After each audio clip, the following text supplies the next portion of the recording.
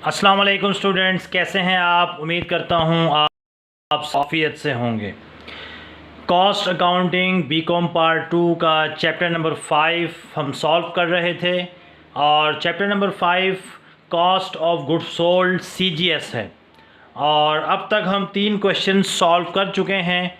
आज हमने question number 4 solve करना है। Question number 4 paper point of view से बहुत ही ज़्यादा इम्पॉर्टेंट है। अक्सर औकात पेपर में ये क्वेश्चन आपको नज़र आएगा। उसकी 2 वजूहात हैं।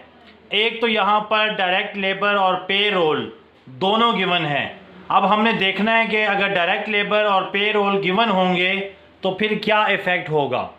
नंबर 2, यहाँ पर FOH की परसेंटेज, अप्लाइड FOH भी गिवन है और सेकेंडली एक्चुअल FOH के एक्सपेंसेस भी गिवन हैं। तो अगर हमारे पास अप्लाइड FOH और एक्चुअल FOH दोनों गिवन हैं तो फिर उसकी क्या ट्रीटमेंट होगी, ये हमने इस चैप्टर में बेसिकली सीखना है।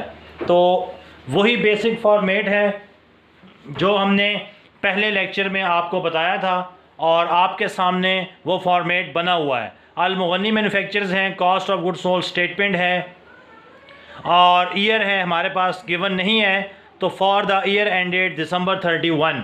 बाकी सेम वही फॉर्मेट हमने क्या किया है, आपके सामने बना दिया है। सिर्फ हमने क्या करना है, इसके अंदर आपने वैल्यूज़ पुट कर देनी है और फिर जो नई ट्रीटमेंट होगी वो हम समझेंगे तो इंशाल्लाह ताला आपको वो क्लियर हो जाएगा। अब हमने क्या करना है, क्वेश्चन को स्टडी करना है। Question number 4, at the end of the accounting year Al Mughanni manufacturers collects the following data as to the operation during the year। सबसे पहले कह रहा है जी purchase of raw material 1,20,000 purchases given है, तो मटेरियल परचेजेस के सामने हम लिख देंगे 1,20,000। नंबर 1 परचेजेस गिवन है तो हमने परचेजेस के सामने लिख दिया है 1,20,000। उसके बाद टोटल पे रोल भी गिवन है और डायरेक्ट लेबर भी गिवन है। याद रखें कि अगर सवाल में डायरेक्ट लेबर ना हो तो फिर हम डायरेक्ट लेबर की जगह पे रोल लिखेंगे, लेकिन यहाँ पर चूँकि डायरेक्ट लेबर की वैल्यू गिवन है 42,000 तो हम डायरेक्ट लेबर की वैल्यू ही लेंगे। पे रोल की वैल्यू को हम लोग इग्नोर कर देंगे। बात समझ आ गई। अगर सवाल में डायरेक्ट लेबर ना हो तो फिर डायरेक्ट लेबर की जगह पे रोल लिखा जाता है, लेकिन अगर सवाल में डायरेक्ट लेबर आ जाए तो फिर पे रोल को हम इग्नोर कर देंगे।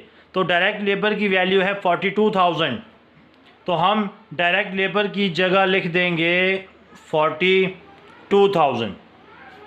इसके बाद हमारे पास एक्सपेंसेस गिवन हैं। देखें फैक्ट्री ऑफिस सैलरीज़ और उसके बाद आपके पास बाकी एक्सपेंसेस हैं दूसरे पेज के ऊपर, heat and light, power cost, अलगर्ज, जितने भी FOH के एक्सपेंसेस हैं वो गिवन हैं और उसके नीचे परसेंटेज भी गिवन है। Pre determined overhead rate is 50% of direct labour cost.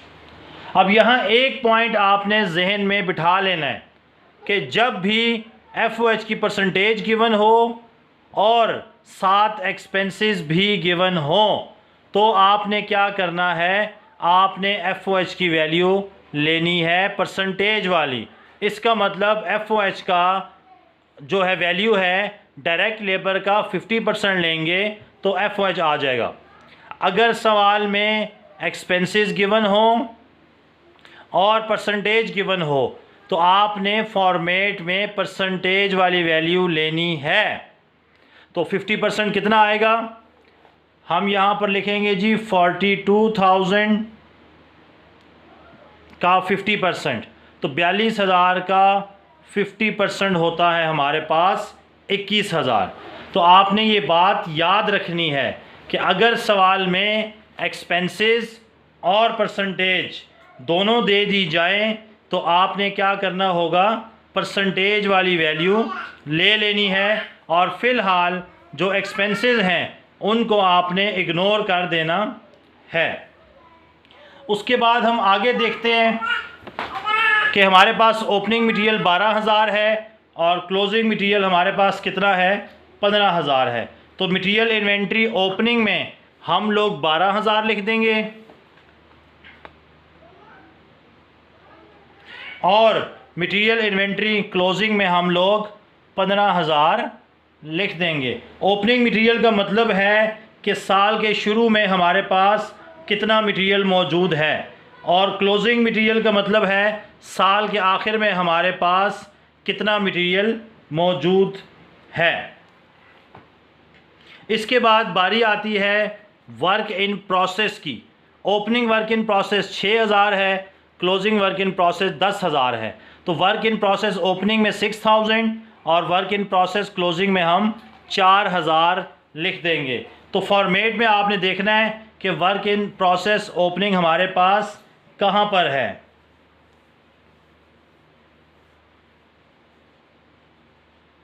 जी, तो वर्क इन प्रोसेस ओपनिंग की जगह पर हम लिख देंगे 6,000। भाई साल के शुरू में हमारे पास टोटल वर्क इन प्रोसेस कितना था। इसी तरह वर्क इन प्रोसेस क्लोजिंग, साल के आखिर में हमारे पास वर्क इन प्रोसेस क्लोजिंग कितना मौजूद है। उसके बाद फिनिश गुड्स की बारी आती है। ओपनिंग फिनिश गुड्स है 18,000 और क्लोजिंग फिनिश गुड्स 21,000। तो ये हमारे पास टोटल वैल्यूज़ गिवन थी जो हमने मेंशन कर दी हैं।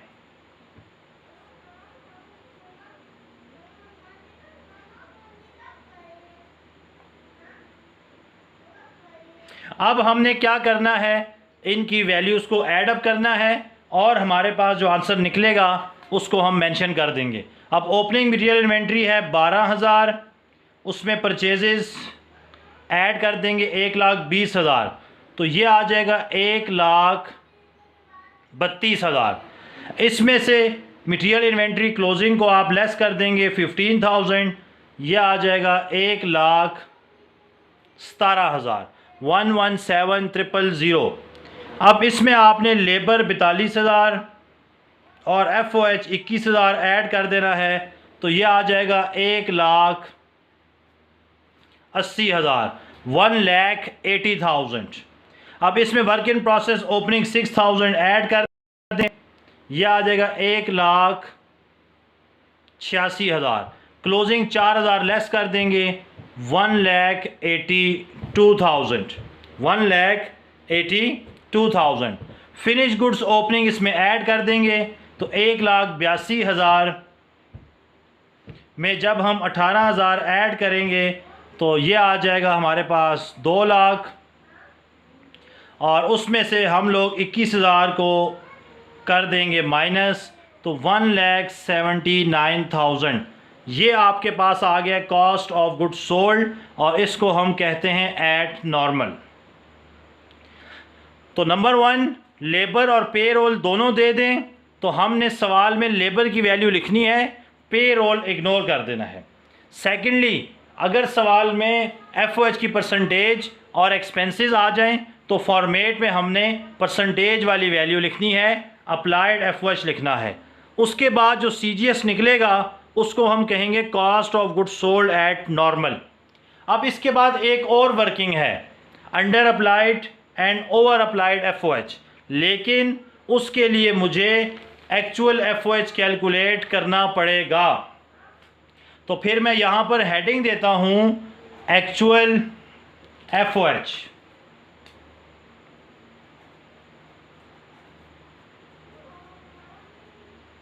एक्चुअल FOH कैसे कैलकुलेट होगा, हमने FOH के सारे एक्सपेंसेस यहाँ मेंशन कर देने हैं। सबसे पहले है फैक्ट्री ऑफिस सैलरीज, इसकी कीमत है 4,500। उसके बाद हीट एंड लाइट, ये है 2,500। उसके बाद है पावर कॉस्ट, ये है हमारे पास 1,500। उसके बाद इंश्योरेंस, ये है 500। उसके बाद इनडायरेक्ट मटेरियल, इसकी कीमत है 2,000। उसके बाद सुपरिंटेंडेंस,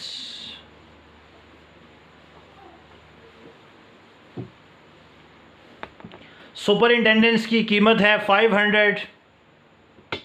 उसके बाद डेप्रिसिएशन है on building, depreciation on building है हमारे पास 500। उसके बाद डेप्रिसिएशन ऑन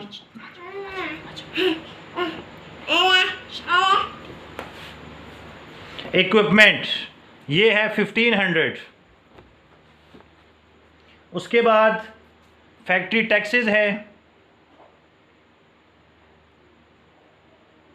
फैक्ट्री टैक्सेस की वैल्यू है 1000। उसके बाद प्रोविडेंट फंड,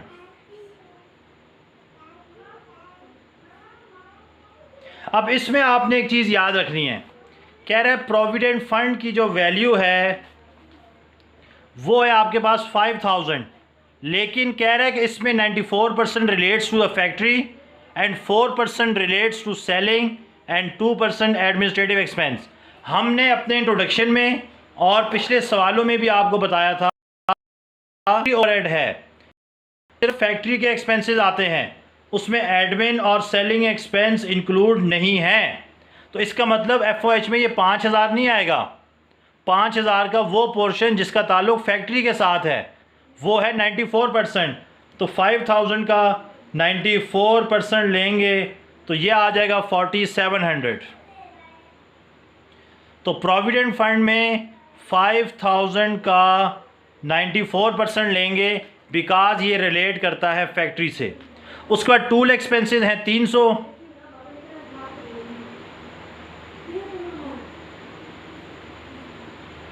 और लास्ट में हमारे पास है मिसलेनियस ओवरहेड, ये है 550। तो क्वेश्चन में हमारे पास ये तमाम एक्सपेंसेस मौजूद थे और इन एक्सपेंसेस को हम ऐड अप करेंगे तो हमारे पास एक्चुअल एफओएच कैलकुलेट हो जाएगा। अब हम क्या करते हैं, इन सब को ऐड करते हैं। 4500 plus 2500 plus 1500 plus 500 plus 2000 plus 500 plus 500 plus 1500 plus 1000 plus 4700 plus 300 plus 550। तो ये हमारे पास आ जाएगा 200। तो फॉर्मेट में हमने परसेंटेज वाली वैल्यू लिखनी है। उसके बाद हम निकालेंगे एक्चुअल एफओएच। एक्चुअल एफओएच आया है 20050। इसमें से आपने लेस कर देना है अप्लाइड एफओएच, और अप्लाइड एफओएच की वैल्यू है 21000। तो अब 20050 माइनस 21000 ये आ जाएगा 950। एक्चुअल एफओएच सारे एक्सपेंसेस को प्लस करके आएगा, उसमें से अप्लाइड एफओएच लेस कर देंगे तो आपके पास आ जाएगा 950। अगर अप्लाइड एफओएच ज़्यादा हो तो ओवर अप्लाइड एफओएच होता है, अगर अप्लाइड एफओएच कम होगा तो अंडर अप्लाइड एफओएच होगा। तो इस सिचुएशन में हमारे पास अप्लाइड एफओएच की वैल्यू ज़्यादा है तो ये आ जाएगा ओवर अप्लाइड एफओएच। अगर अप्लाइड एफओएच की वैल्यू कम होती तो अंडर अप्लाइड एफओएच होता। अब एक तो ये हो गया। दूसरा, अगर ओवर अप्लाइड एफओएच है तो उसको आपने cost of goods sold at normal में से लेस करना है। Over applied FOH 950। अब 179000 माइनस 950 तो ये मेरे पास आ जाएगा 178050। इसको हम कहेंगे cost of goods sold at actual. तो ये हमारे पास क्वेश्चन नंबर 4 था। बहुत ही इंपॉर्टेंट क्वेश्चन है पेपर पॉइंट ऑफ व्यू से। दो चीज़ें थी, पे रोल और डायरेक्ट लेबर आ जाए तो फॉर्मेट में डायरेक्ट लेबर लिखते हैं, अगर सिर्फ पे रोल होगा तो इसका मतलब वही हमारा डायरेक्ट लेबर है। एक्सपेंसेस और एफओएच की परसेंटेज आ जाए तो फॉर्मेट में लिखते हैं परसेंटेज उसके बाद वर्किंग में हम लोग एक्चुअल FOH निकालेंगे एक्सपेंसेस को ऐड करके, उसमें से अप्लाइड FOH लेस करेंगे।